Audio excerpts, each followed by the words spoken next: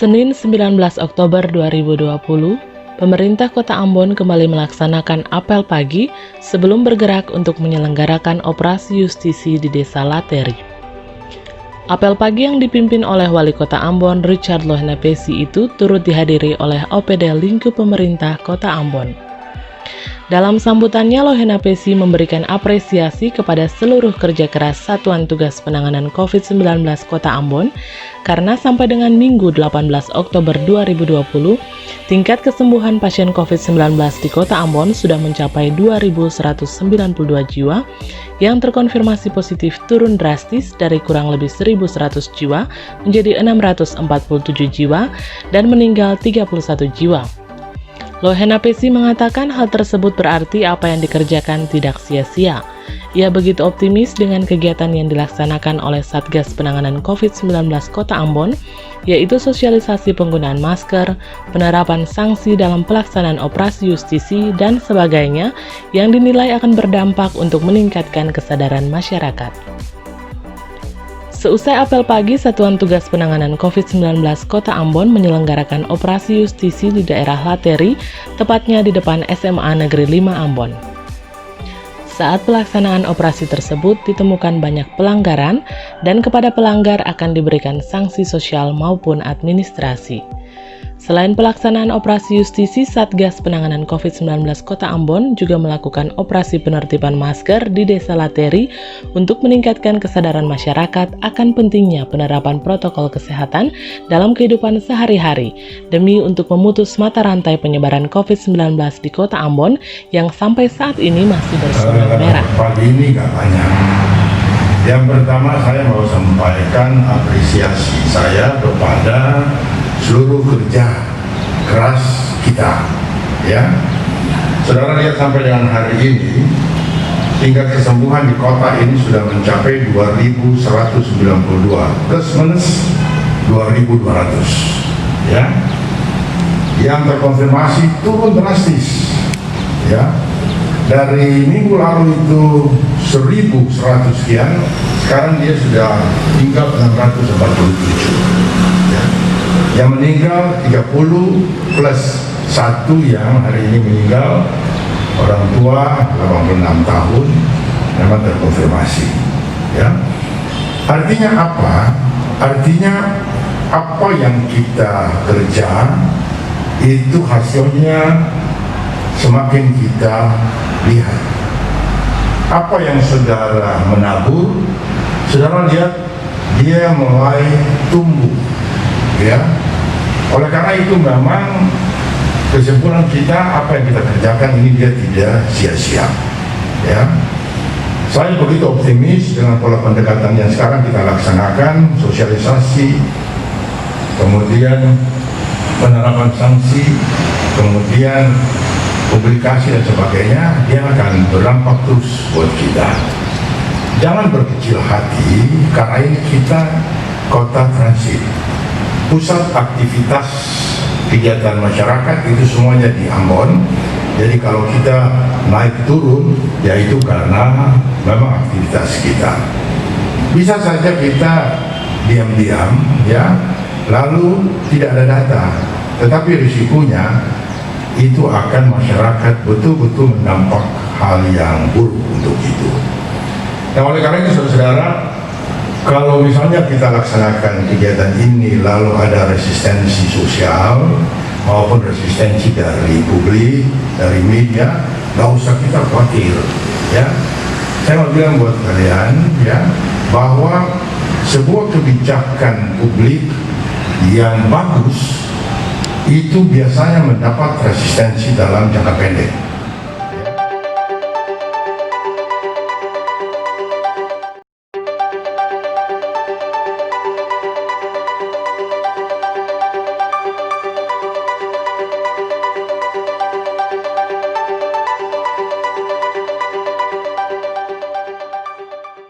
Dalam rangka mendukung program percepatan pembangunan Indonesia Timur melalui angkutan kargo, maka Garuda Indonesia melaksanakan business meeting yang bertemakan meningkatkan daya saing ekspor Indonesia Timur melalui penerbangan kargo dari Makassar langsung ke Singapura.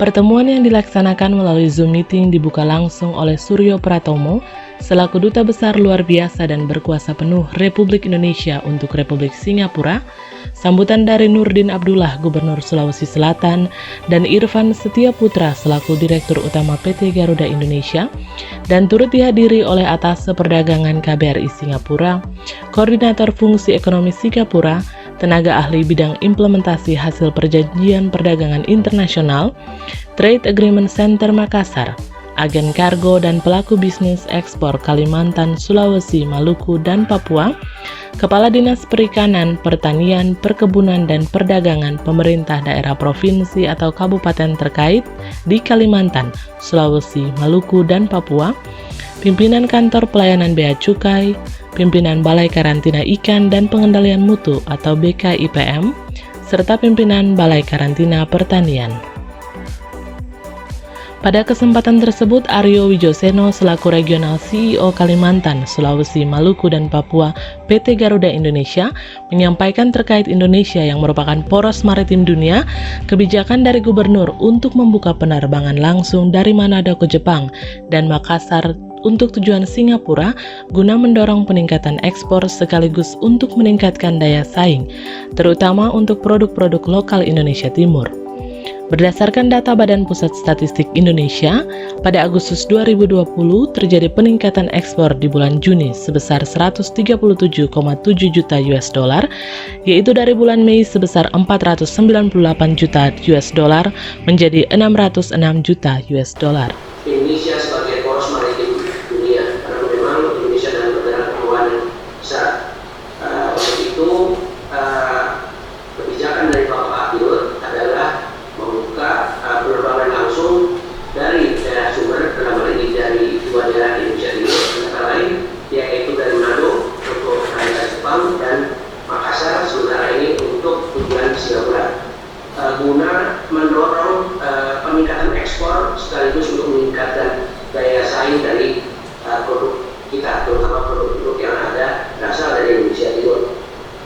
Bapak-bapak Ibu sekalian, sebagaimana kita ketahui berdasarkan data Biro Pusat Statistik yang dirilis bulan Agustus 2020 bahwa terjadi peningkatan ekspor di bulan Juni sebesar 137,7 juta US dollar, yaitu dari bulan Mei sebesar 468 juta US dollar menjadi 606 juta US dollar. Nah, jadi memang di saat-saat menolak Singapura terlanda krisis dan juga dunia termasuk Indonesia terlanda krisis, kita pasti bisa meningkatkan ekspor ke Singapura.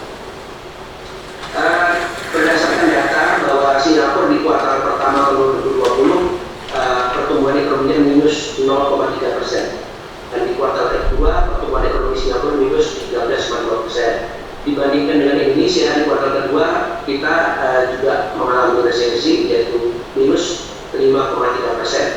Pertumbuhan kita mengalami pertumbuhan yang negatif. Akan tetapi kita bersyukur kepada Allah Subhanahu wa Ta'ala bahwasannya pertumbuhan ekonomi kita walaupun minus akan tetapi masih lebih baik berdasarkan catatan dibandingkan dengan negara lain.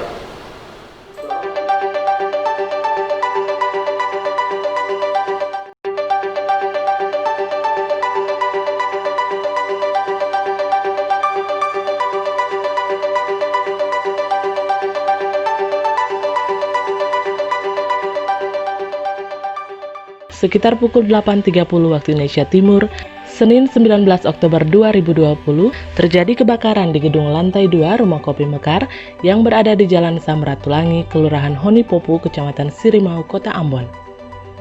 Kebakaran berasal dari lantai 2 di mana terdapat puluhan kamar kos. Api bersumber dari sebuah kompor yang ditinggalkan menyala begitu saja. Api kemudian menjalar ke dinding hingga membakar seisi ruangan. Dari kejadian tersebut, 4 kamar kos hangus terbakar. Dalam kejadian tersebut tidak ada korban jiwa, namun seorang warga bernama Laode Ajit mengalami luka gores pada bagian tangan kanan akibat memecah kaca ketika berupaya menolong seorang balita dari lantai 3 gedung tersebut. Api baru bisa dipadamkan sekitar pukul 10 waktu Indonesia Timur oleh petugas pemadam kebakaran Kota Ambon dengan mengerahkan 6 unit mobil pemadam.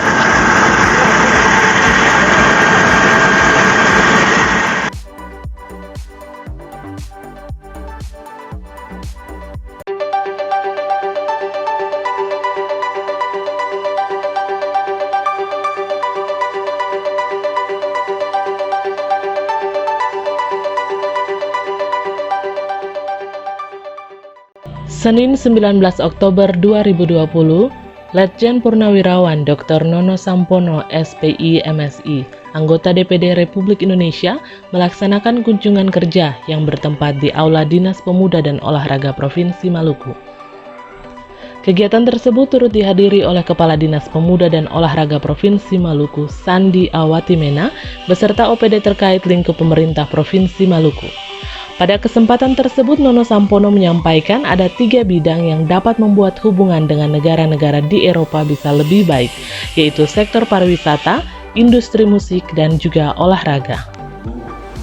Kenapa begitu penting masalah olahraga dan kepemudaan di Maluku ini? Yang pertama, kita ingin cerita sedikit. Tadi malam itu sudah sampaikan kepada Kepala Dinas. Beberapa waktu yang lalu kita ke Belanda. Kita ke Belanda yang 3 kali bertemu dengan saudara kita yang ada di sana. Generasi keempat. Mereka memiliki cara pandang yang beda sekali dengan yang dulu-dulu sebelumnya. Dan mereka sangat rasional melihat persoalan kehidupan ke depan. Dan pada waktu itu beta sifatnya menampung. Beta sampaikan bahwa beta adalah perwakilan dari daerah Maluku dan kamu orang punya perwakilan juga. Sebagai orang Maluku, beta di Senayan. Beta melihat bahwa koneksi antara saudara yang ada di Holland, di Belanda ini dengan yang di Ambon, di Maluku itu harus tetap terjalin. Ada pintu masuk, ada ruang yang bisa mempertemukan. Yang pertama adalah pariwisata. Melalui pariwisata, koneksi ini harus terjalin terus. Misalnya Maluku punya potensi mana yang harus dijual di Eropa dan lain sebagainya, dan saudara di sini bagian dari itu semua. Itu satu. Atau sebaliknya juga. Tadi malam tahun 3 cerita-cerita, Max bilang, kita bilang ke Gubernur, Max bilang, Pak, kita bukan hanya 9 kabupaten dengan 2 kota, tapi ada 1 kabupaten lagi ada. Gimana nih? Ya di Holland ini katanya.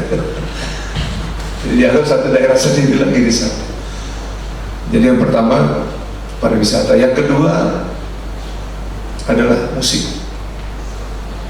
Karena talenta kita ini orang Maluku musik, maka industri musik yang sekarang ini bisa kita kembangkan. Potensi yang di Maluku dengan di Holland ini bisa disatukan menjadi sebuah potensi. Karena kita punya akar budaya, talenta yang sama. Dan beta kira ini menjadi kekuatan yang bagus. Yang ketiga olahraga.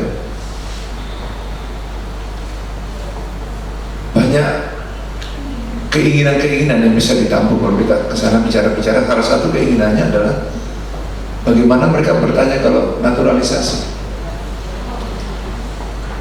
Itu bilang, Pak saudara di sini boleh jadi warga negara Belanda, tapi kan bukan orang Belanda. Pak saudara warga negara Belanda tapi orang Maluku. Tidak mungkin lepas dari Pak saudara yang ada di sana. Nah, karena itu sudah waktunya mungkin yang melalui 3 aspek ini, 3 bidang ini, kita buat hubungan ke depan ini ke sana jauh lebih baik.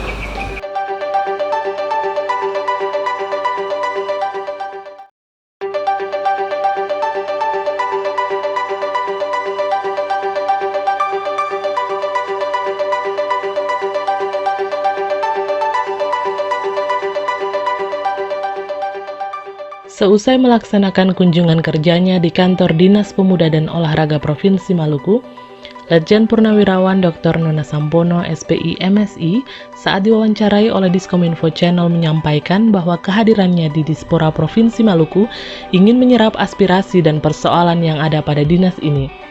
Yang menjadi pembahasan pada pertemuan ini yaitu bagaimana meningkatkan pembinaan terhadap 7 cabang olahraga yang ada di Maluku dan melakukan peningkatan sarana dan prasarana bagi cabang-cabang olahraga tersebut. Yang menarik di sini adalah upaya dalam meningkatkan pembinaan terhadap 7 cabang olahraga yang menjadi talenta dari Maluku. Oke, jadi hari ini saya datang ke Dinas Pemuda dan Olahraga dalam rangka menjalankan tugas reses sekaligus karena saya juga salah satu pimpinan di lembaga DPD, ingin menyerap aspirasi dan persoalan. Saya terima kasih sama Pak Gubernur, saya dikasih kesempatan untuk datang ke beberapa dinas yang terkait bisa belanja masalah. Jadi apa yang saya dapatkan di sini mudah-mudahan saya akan berjuang untuk dengan kementerian atau menteri terkait sehingga semua kebutuhan dan apa yang menjadi persoalan ini bisa terjawab. Yang menarik di sini adalah ada upaya untuk bagaimana meningkatkan pembinaan terhadap beberapa cabang olahraga yang menjadi talenta dari masyarakat Maluku. Ada 7 cabang olahraga yang sudah dipilih dan kemudian ini menjadi catatan. Tetapi tanpa dukungan sarana dan prasarana memadai tentu menjadi persoalan. Kita tahu kondisi sarana prasarana sangat terbatas, memerlukan ada upaya untuk ditingkatkan, direhab, bahkan diadakan yang belum ada. Karena dengan cara semakin lengkap semua fasilitas, pembinaan akan semakin terarah. Itu yang pertama. Yang kedua, untuk mendorong percepatan pembinaan terhadap prestasi olahraga, perlu adanya event-event bertaraf nasional mungkin akan segera dihadirkan di sini, baik olahraga prestasi maupun olahraga rekreasi. Dan yang terakhir, ada saran menarik adalah agar program PPLP olahraga pendidikan ini tetap menjadi bagian penting. Ya.